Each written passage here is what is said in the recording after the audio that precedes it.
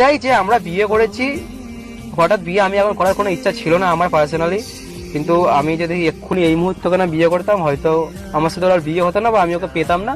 যদি কাউকে ভালোবাসো ঠিক আছে, সেটা পূর্ণতা করো, পরিষ্কার কথা। সে তারপর তোমার যা হয় হোক, যে যা প্রবলেম করে করুক, যদি ভালোবাসো বুক ঠুকে তাকে বিয়ে করার দমটা রাখো।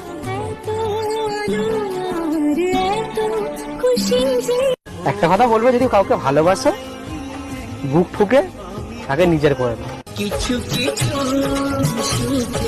একটু প্রাপ্ত বয়স থেকে যেন তোমারও তার বয়স সেম হয়। তারপরে যদি কাউকে ভালোবাসো বুক ঠুকে বিয়ে করো, ঠিক আছে? বুক ঠুকে ভালোবেসে যদি তাকে হারিয়েই ফেলো না, তার থেকে বড় যন্ত্রণা, তার থেকে বড় কষ্ট দুনিয়ায় কিছু নেই। আর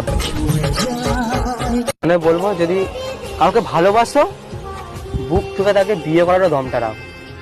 ভালোবাসার মানুষকে যদি একবার হারিয়ে ফেলেছো, সারা জীবন না মানে অন্য কারোর সাথে বিয়ে করেও নিলে একটা আফসোস থেকে যাবে যে